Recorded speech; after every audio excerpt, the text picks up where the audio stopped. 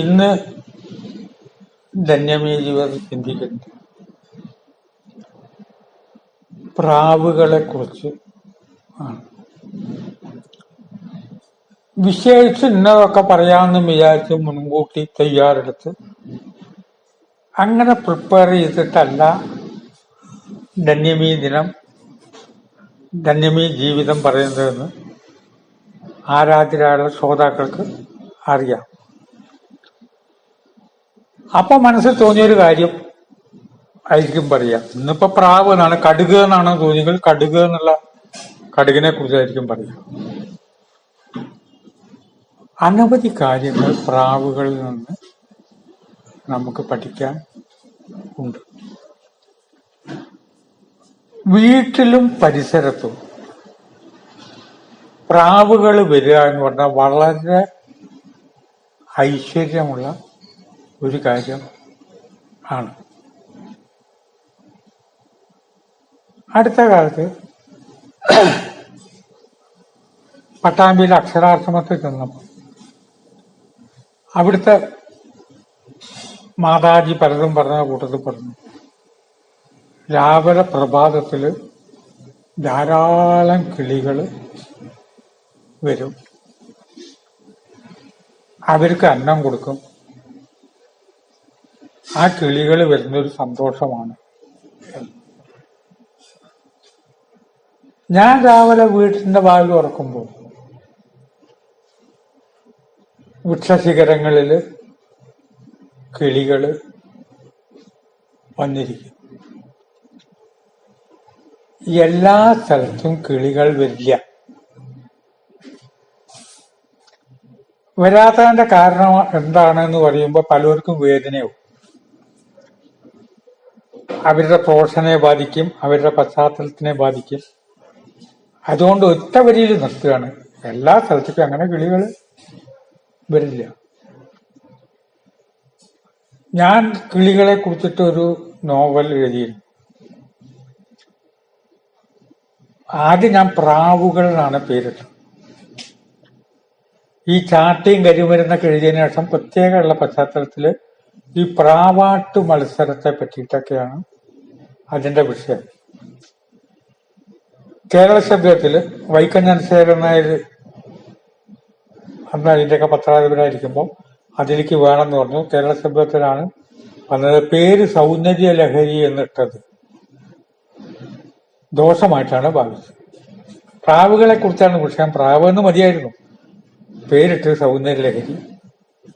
അപ്പൊ എന്തോ ശങ്കരാചാര്യ സൗന്ദര്യ ലഹരിയായിട്ട് എന്തോ കണക്ഷൻ ഉണ്ടോ, എന്തോ കാരണം കൊണ്ടോ അത് അത്ര ക്ലിക്ക് ചെയ്തില്ല. പുതിയ എഡീഷൻ ആ പുസ്തകത്തിന്റെ ഇപ്പൊ കിട്ടാനില്ല.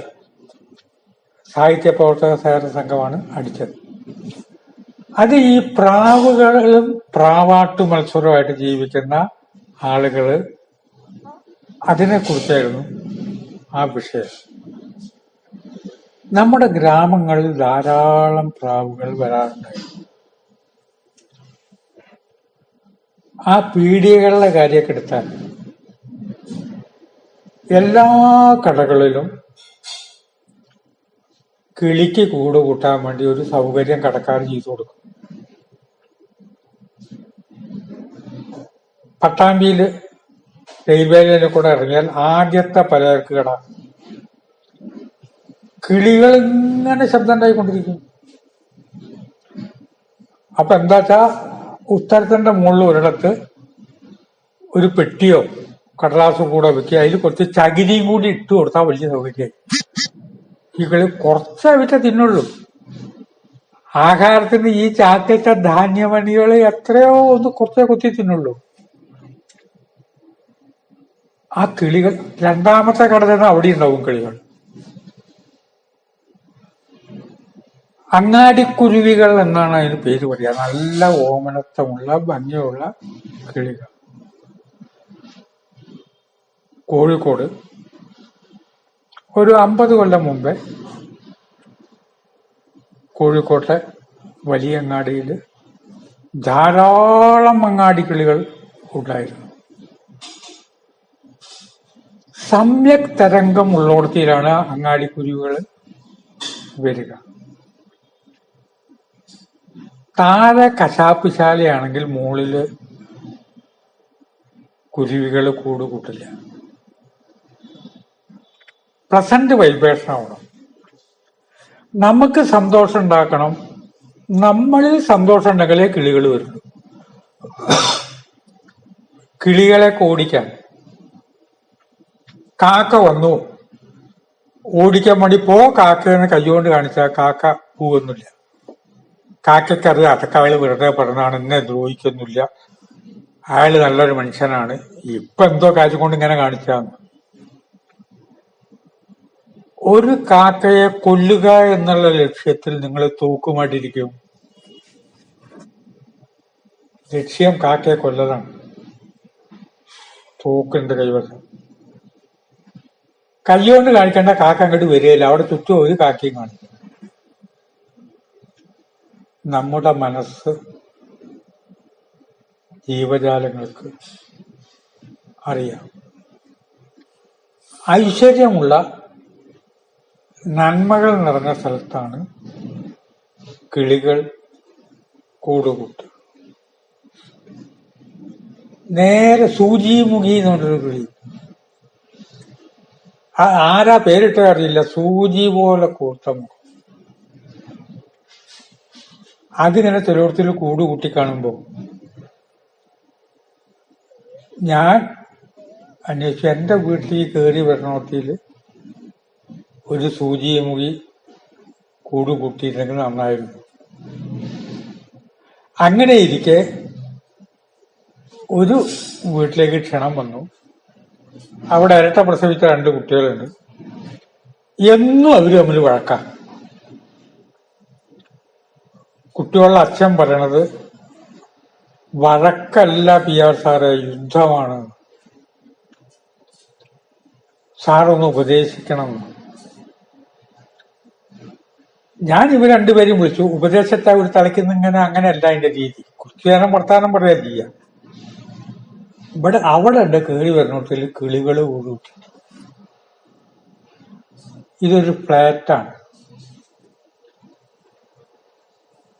ആദ്യം ചോദിച്ചു, ഇത് കിളി എങ്ങനെ കൂടുകൂട്ടും? നമ്മൾ എന്ത് ചെയ്യണം? ഈ വികൃതി കുട്ടികൾ ഒരു 7ാം ക്ലാസ് പഠിക്കുകയായിരിക്കണം അവര്. കിളിക്ക് കൂട് കൂട്ടാനുള്ള സാഹചര്യങ്ങളും അവസരങ്ങളും നമ്മൾ ഉണ്ടാക്കുക, പറയാ. എന്നിട്ടോ ഒരു പെട്ടി, കുറച്ച് പഞ്ഞിയോ ചകിരിയോ വെക്കുക. അങ്ങനെയാണെങ്കിൽ വന്നിട്ടാണ് കൂട് കൂട്ടുമോ? പോരാ, പിന്നെന്ത് വേണം? നിങ്ങളെ ഞങ്ങൾ ദ്രോഹിക്കുകയേ ഇല്ല എന്ന് നമ്മളെ മനസ്സിൽ ഇങ്ങനെ ചിന്തിച്ചും കൊണ്ട് നടക്കണം. വലിയൊരു തത്വം അതിലുണ്ട്. നിങ്ങൾ വന്നോളൂ, നമ്മൾ ദ്രോഹിക്കില്ല, നിങ്ങൾക്കൊരു ബുദ്ധിമുട്ടും ഉണ്ടാവില്ല. എന്റെ വീട്ടിൽ ഇതേമാതിരി ചെയ്തു. ഞാൻ മനസ്സിൽ പറയും, വന്നോളൂ, ഞങ്ങൾ നോക്കില്ല. എപ്പോഴോ കിളി വന്നു, അത് മുട്ടയിട്ടു. അങ്ങോട്ട് ഒരു ബുദ്ധിമുട്ടും ഉണ്ടാക്കിയില്ല, ആ ഭാഗത്തേക്ക് പോവില്ല. കിളികളത് അറിയുന്നുണ്ട്. മുട്ടയിട്ട് അതിൽ കുഞ്ഞുങ്ങളുണ്ടായി. ആ കുഞ്ഞുങ്ങള് മുതിരുമ്പോഴേക്കും ധിക്കാരം കാണിച്ചിറങ്ങി. ഞാൻ ഭാര്യയോട് പറഞ്ഞു, കണ്ടില്ലേ, ആ കുട്ടികൾ ഒന്ന് മുതിർന്നതിന് അവനവന്റെ കാര്യം വരുമ്പോഴും തള്ള പറഞ്ഞ് കേൾക്കാതെയായി. പുറത്തേക്ക് ചാടണം, ഓടണം. പുത്തൻ തലമുറയുടെ സ്വഭാവമാണ്. സമ്യക് തരംഗങ്ങളുള്ള സ്ഥലത്തെ കിളികൾ കൂടുകൂട്ടുക. അങ്ങാടിക്കുരുവികൾ ഇപ്പോഴും ഉള്ള സ്ഥലങ്ങൾ ഉണ്ട്, ഇല്ലാത്ത സ്ഥലങ്ങളും ഉണ്ട്. വാസ്തുവിനെ കുറിച്ചും മറ്റുമൊക്കെ നിരീക്ഷിക്കുന്ന വ്യക്തികൾ ഇതൊക്കെ ശ്രദ്ധിക്കും. വീട്, പശ്ചാത്തലം, വൃക്ഷങ്ങള്, ഇത് എത്ര കിളികൾ കൂടുകൂട്ടിയിട്ടുണ്ട്, ഇതൊക്കെ പ്രധാനപ്പെട്ടുള്ള കാര്യങ്ങളാണ്. അവയ്ക്ക് ഒട്ടും ഇഷ്ടമില്ലാത്ത ചില കാര്യങ്ങളുണ്ട്. അഗ്നി എന്ന് പറഞ്ഞാൽ വെടിക്കെട്ട്. അത് അവരിലുണ്ടാക്കുന്ന പ്രത്യാഘാതത്തെക്കുറിച്ചൊന്നും ആരും ചിന്തിക്കാൻ ഇല്ല. അഗ്നി കത്തുമ്പോൾ അവര് കരയും. വനത്തിലും കിളികളെ ഏറ്റവും ബുദ്ധിമുട്ട് കാട്ടുതീ വരുമ്പോഴാണ്. കൂട്ടില് പക്ഷിയെ വളർത്തുക എന്നല്ല, സ്വതന്ത്രരായിട്ട് വിഹരിക്കാൻ വിട്ടിട്ട് അവരിവിടെ വന്നിട്ട് നമുക്ക് സന്തോഷം തരും. അത് തരണമെങ്കിൽ പക്ഷിയെ കൂട്ടിലിട്ട് വളർത്തുന്നതും സ്വതന്ത്രമായിട്ട് വിഹരിക്കാൻ സൗകര്യം ഉണ്ടാക്കുന്നത് രണ്ടും രണ്ടാണ്. കാരണം നമ്മുടെ വീട്ടിൽ സമയത്തരങ്ങൾ ഉണ്ടാവണം. അച്ഛനമ്മയും മക്കളും തമ്മിൽ എന്നും കലഹവും ബഹളവും മദ്യപാനവും പ്രശ്നമാണെങ്കിൽ കിളികൾ ഉണ്ടാവില്ല. അങ്ങാടിക്കുരുവികൾ കുറഞ്ഞു വരുന്നില്ലേ എന്നും ചിന്തിക്കുന്നു. കോഴിക്കോട്ട് അങ്ങാടിക്കുരുവികൾ കുറഞ്ഞിട്ടുണ്ടോ ഇല്ലയോ എന്നുള്ളത് ചിന്തയ്ക്ക് വിടുകയാണ് ചെയ്യുന്നത്. നമസ്കാരം.